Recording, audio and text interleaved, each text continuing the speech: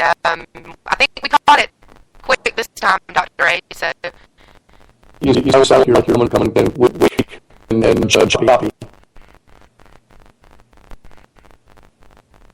Are we being single out over here like the watch stuff? No, it's not working. Something's up. Okay.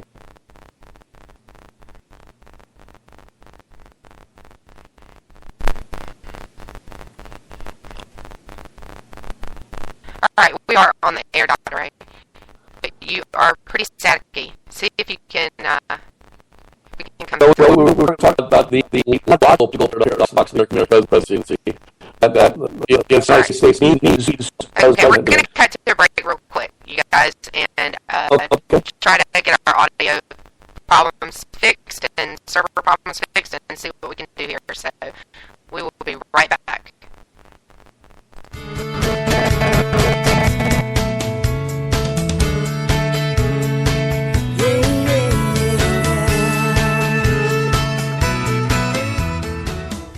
K98Talk.com, a leader in internet radio. So grab your seatbelts and take the ride of your life on K98Talk.com.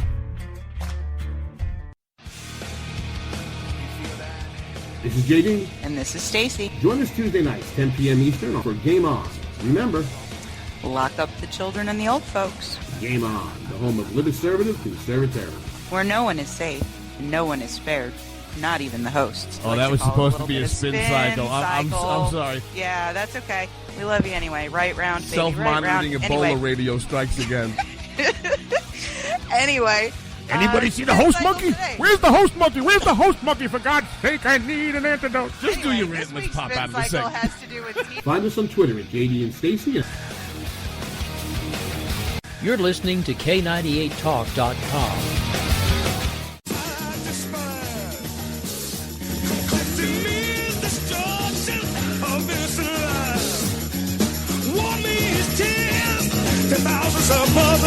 The internet will never be the same. You're listening to K98Talk.com. Whoa! Good God, y'all. What is it good for? Absolutely. Let's get started again.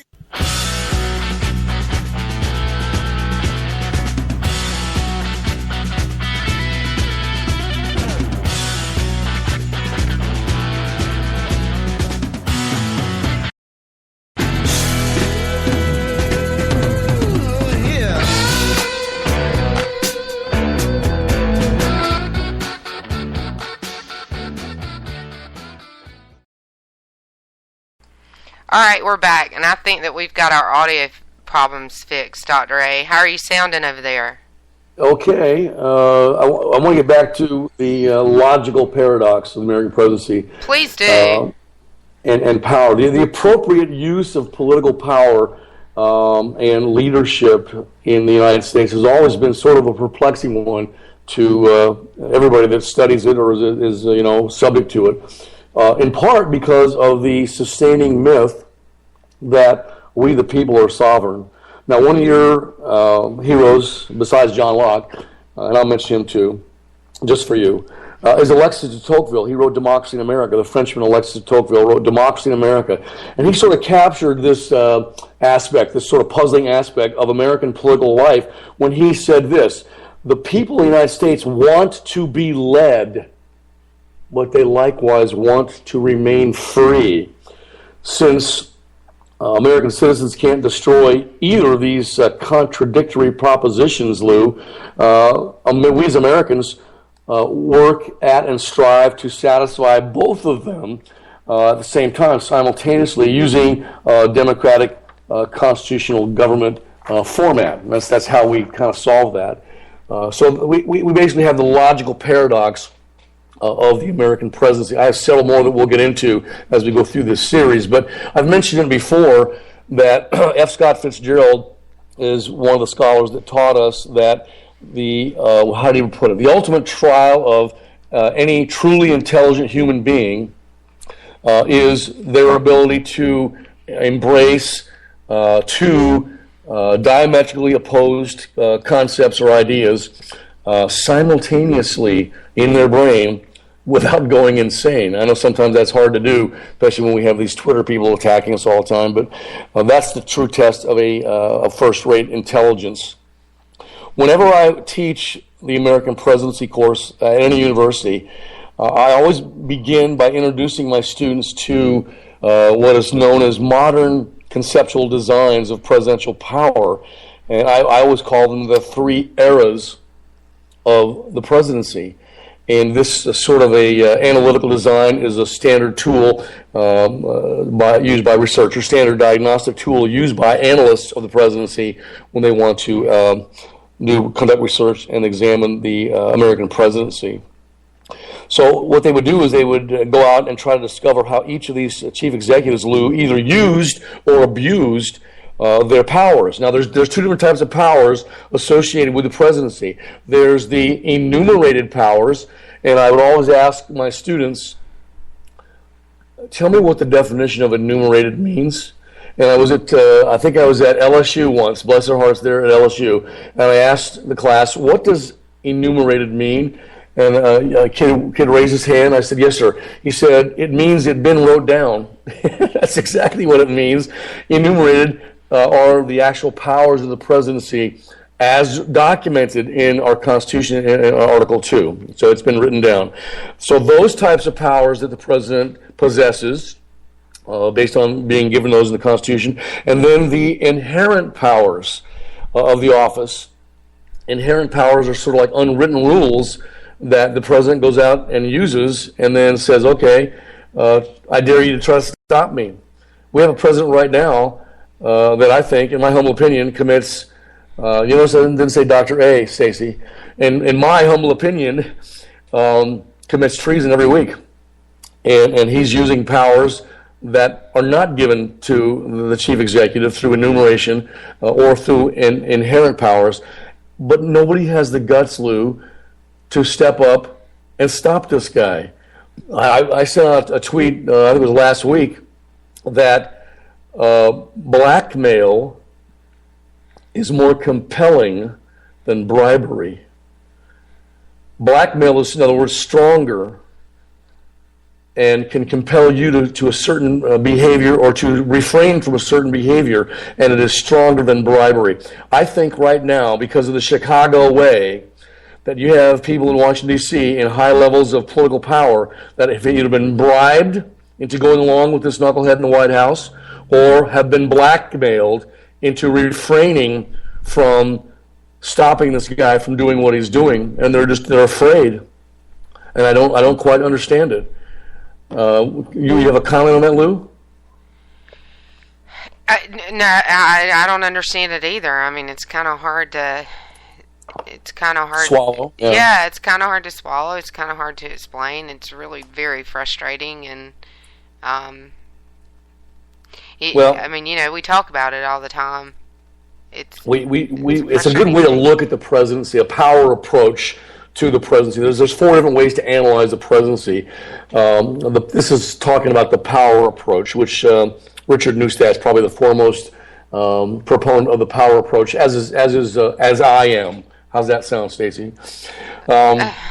So discovering how each of our chief executives used or abused these enumerated powers and their inherent powers that are attached to the office, and what either success or failure they achieved and engendered. That's one purpose of using this construct of the presidential eras, and determining who are the great presidents and who are the failed presidents is another goal. Now, I'm going to get back to that in a second, but here's the typical 3 eras of the American presidency: the heroic era, the imperial era, and then the post-imperial era. Now, back to greatness in the White House. I like to surprise you, and here's my surprise for you. I want you to think about this. You got a couple seconds to think about this. Yeah. I want you to tell me who are the 3 in your mind, Lou Esposito's mind, in the wench's mind, who are the 3 greatest presidents in American history? Well, obviously George Washington, because he set the precedent of term limits to begin with, and of the non-imperial presidency to begin with. So I would put George Washington as number one, not just because he was first, but because of the way he approached it. Okay. I would definitely put Reagan in the top three, not just because of his policy or because of his presidency, but because of the way he turned around the morale of the nation. That's two. You got one more to go? That's two. I got one more to go. I might, just off the top of my head, there's a lot of ties for third. I really liked Ike, but, Calvin Coolidge was a really cool guy, but they're all conservatives, You go down the line and ask me about my favorite presidents, they're going to be conservative guys. Okay. Do you know, statistically speaking, when you in the aggregate, when you ask the masses, the general populace out there, who are the great presidents, do you know who they always pick as number one? Probably JFK. John F. Kennedy. And so I would, you know me, I'm very dramatic, very passionate about what I do, and I'm trying to teach people at universities and anywhere, any venue. And I would turn to my audience, and I'd tell you that I'd say this. After I would have a pregnant pause, I'd say, let me just tell you something. John F. Kennedy was not a great president. He was the first TV president. He appeared to be dashing and daring, the young naval officer who came out of the wonderful family that he had there in Hyannisport, Massachusetts. But he was not a great president. We'll never know. I mean, if he'd have stayed another 5.5 years, maybe he could have turned it around. I think John Kennedy did have the capacity to learn from his mistakes, like the Bay of Pigs. And so he did learn from his mistakes, and that led to the 13 days in October, where he basically stared down the Soviet Union and Nikita Khrushchev and made them turn those missiles around from Cuba. So he did have the capacity to learn, which is extremely important in the White House, because a lot of these guys are, unfortunately, experiencing on-the-job training. They're learning as they go, because nobody ever has this position. I have a surprise for you. I actually have a clip of Kennedy as well that probably explains a lot about why he is one of the favorite presidents, and it has absolutely nothing to do with this policy, but let's just listen. Okay, I'm ready. I pledge you that we shall neither commit nor provoke aggression, that we shall neither flee nor invoke the threat of force, that we shall never negotiate out of fear, and we shall never fear to negotiate. Terror is not a new weapon. Throughout history, it has been used by those who could not prevail, either by persuasion or example. But inevitably they fail, either because men are not afraid to die for a life worth living, or because the terrorists themselves came to realize that free men cannot be frightened by threats, and that aggression would meet its own response. And it is in the light of that history that every nation today should know, be he friend or foe, that the United States has both the will and the weapons to join free men in standing up to their responsibilities. Now that is a great speech. It doesn't make him a great president, but like I said, he did have the capacity to learn from his mistakes, which is extremely valuable in the White House. And so, when you listen to some of his speeches, he was masterful in the way he delivered his speeches. Do you realize that John Kennedy today would be a pariah in the Democratic Party, Lou? He's a conservative based on what you have in the Democratic Party today. Do you know that? Yeah, absolutely he would, and he would be as vilified as some of the people that we see on a regular basis, vilified in the Democrat Party, and a lot of them have learned not to speak up. A lot of them are in more conservative areas, but you see it when you look for it, especially at the state level. They are pariahs, and they are vilified because they don't necessarily fall in line behind all. Kim Davis is a great example. She's a Democrat. Right. Here's my, in my humble opinion, the three greatest presidents of the United States: George Washington, Abraham Lincoln, and Ronald Reagan. Now, here's the three worst presidents in the United States history. The absolute worst is Barack Hussein Obama, running a not so close second, but up until Barack Obama took the White House, the worst president was Jimmy Carter. And prior to that, probably, I don't know, Andrew Johnson's. You notice I didn't put Clinton in there. I think Clinton at least had the intelligence to be able to learn when he was whipped by Newt Gingrich and those 10 points that he brought out when he was Speaker of the House, and he allowed the 10 points to be, come to fruition when Newt Gingrich was there. It was called the Contract with America. They balanced the budget, and then he at least had the intelligence to let that occur under his watch, and then Mr. Clinton took credit for it, although he didn't want anything to do with it, but he took credit for it. So he at least had the ability to learn as well and not stick to his guns, realizing he was outgunned. The guys in the White House right now will never do that. And I think that's the reason he's the worst president of the United States is, again, because he's trying to destroy the United States of America, and he's actively doing that. Jimmy Carter tried to destroy the United States of America, but he did it because he didn't know what he was doing.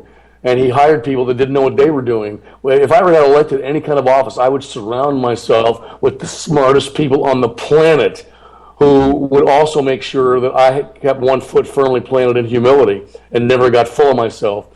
People like you and JD and especially me, though, right? Yeah, a little bit of humility can go a really long way. It's a great virtue in human beings. Right. Do you want me to continue on with the eras of the presidency before we actually get into the paradoxes, or do you want to take a break? Yeah, what do you want to do? Keep going, and let's take a break before you get to the paradoxes. All right. Well, during the heroic era, several authors, what did they do? They glorified the occupant in the White House. One day it'll be a woman. I'm certain of that. I can't tell you when, but I think one day we'll have a woman president. So men like Washington, Lincoln, Jefferson, Andy Jackson, both Roosevelts, Wilson, Truman, they were worshipped, if you will, as great presidents. Now, I can tell you that some of those guys aren't great presidents, but they were. There's a guy named Clinton Rossiter. He wrote a book called The American Presidency. He characterized the office of the presidency. He called it the office of freedom. And he viewed it as the exact opposite of tyranny, and the office that helps us as ordinary American citizens realize our hopes and realize our dreams.